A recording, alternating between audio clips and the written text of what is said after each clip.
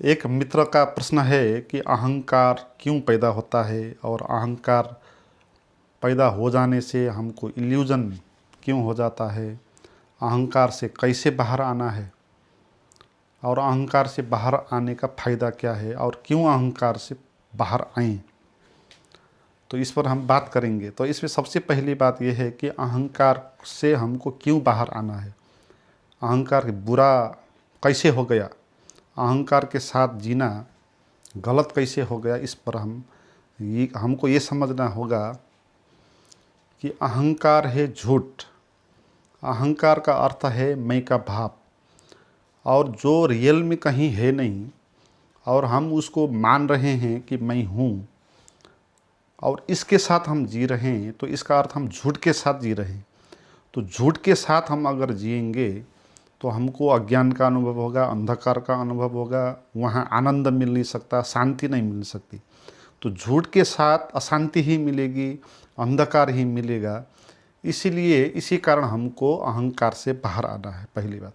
इसलिए हम जो अहंकार के साथ जीते हैं ना, तो हमारा जीवन को देखें, क्या वहाँ कोई आनंद है, क्या वहाँ कोई खुशी है, प्रसन्नता है।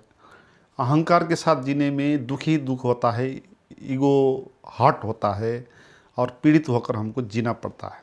तो इसीलिए अहंकार से बाहर आना है, ये बात है। और इससे बाहर आने के लिए दूसरी बात ये समझना होगा कि अहंकार है क्या। अहंकार का अर्थ है अहम, यानी मैं का भाव है ना। हम अपने को इस विश्व, इस अस्तित्व के साथ अलग करके अपने को खड़ा कर रहे हैं, तो उसी भाव को अहम भाव कहते हैं, है ना। अहम भाव का अर्थ है मैं हूँ। मैं हूँ जब हम कहते हैं अपने को, तो हम क्या कह रहे हैं, मैं ऐसा कुछ अलग हूँ, इकाई, एक टुकड़ा हूँ जो इस विश्व में सबसे अलग है। इस विश्व में सबको छोड़ के जो बचेगा उसको मैं कहता हूँ कि मैं हूँ। या मेरे अलावा इस संसार में जो कुछ भी है, सबको छोड़ के जो बचेगा उसको मैं कहता हूँ, उसको हम कहते हैं मैं। मगर इस तरह का मैं यहाँ पर है नहीं, है ना। इसीलिए अहंकार का होना एक इल्यूजन है, क्योंकि इस संसार में, इस विश्व ब्रह्मांड में कोई भी चीज़ ऐसी हो नहीं सकती जो दूसरों से भिन्न, अकेली खड़ी हो सकती है। यहाँ हर चीज़ पारस्परिक है ना, है ना। जैसे हम हैं, हमारा शरीर है, तो हमारा शरीर ऐसा नहीं है दूसरों से भिन्न, दूसरी चीज़ों से, विश्व से अलग रहकर ये शरीर हो नहीं सकता। ये शरीर में जो पंच भौतिक चीज़ें हैं, है ना, जल, वायु, तेज, आकाश, पृथ्वी, इन सारी चीज़ों से ये शरीर पैदा हुआ, निर्मित हुआ। इसके अंदर पानी नहीं डालोगे, ऑक्सीजन नहीं डालोगे, अन्न नहीं डालोगे, तो ये जीवित ही नहीं रहेगा। तो इसका अर्थ क्या है कि शरीर कोई अलग ऐसा इकाई नहीं है, है ना। ऐसी कोई यूनिट नहीं है शरीर की जो इस विश्व से अलग कर दो तो फिर भी बचेगा, है ना। तो ऐसा शरीर तो है नहीं। मगर आप अपने शरीर को मैं हूँ कहते हो, मैं शरीर हूँ कहते हो, तो इसका अर्थ क्या हो गया कि जो चीज़ें आपकी नहीं है आप उसको मैं कह रहे हो, है ना। शरीर तो प्रकृति का है, आपका तो है नहीं।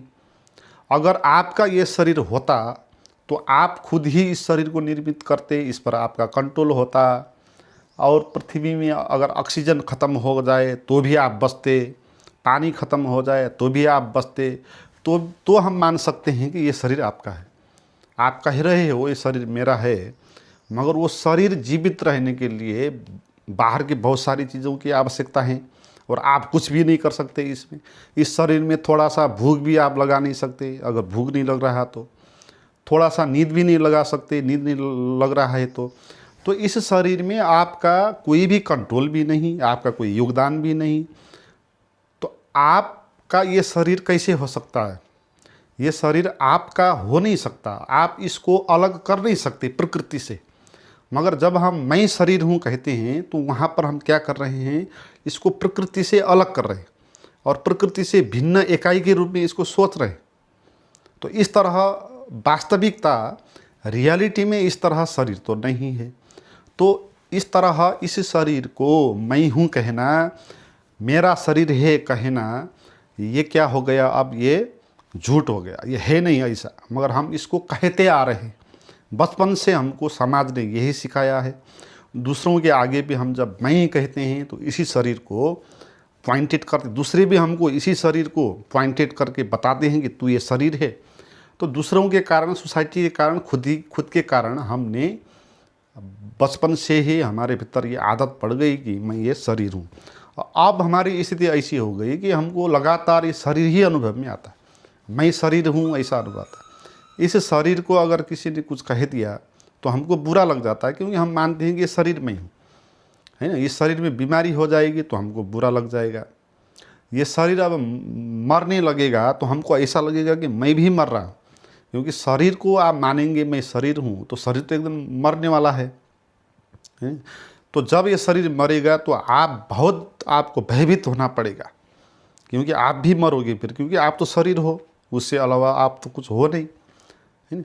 तो ये जो मैं भाव है ना, ये मैं भाव इस शरीर के आधार पर पैदा होता है। ऐसे ही मैं तो नहीं होता ना। तो मैं को खड़ा होने के लिए हम इस शरीर का आधार देते हैं और कहते हैं कि मैं ये शरीर हूँ, मेरा ये शरीर है, मेरा ये मन है ना। ये मन भी हमारा नहीं है। इस मन को भी हम मैं नहीं कह सकते हैं, क्योंकि जो हमारे मन में विचार चलते हैं वो विचार आए हैं बाहर से, वो सोसाइटी से आए हैं जहाँ हम पैदा हुए। जो जिस भाषा को हमने सीखा है उस भाषा से वो विचार आए हैं, वर्ड्स आए हैं, तो वो हमारे खोपड़ी में अब चलते हैं। तो बाहर से जो शब्द आके हमारे खोपड़ी में चल रहे हैं तो हम क्या कर रहे हैं वहाँ पर, उसको हम कह रहे हैं कि मेरा है, मैं हूँ, है।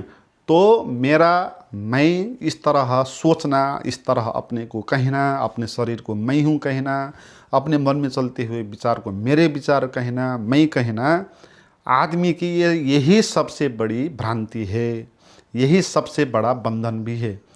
आदमी की मूल जो समस्या है ना, मूल में यही समस्या है कि उसको लगता है कि वो है ना, और उसको लगता है कि वो है मैं के रूप में, और वो फिर ये शरीर है।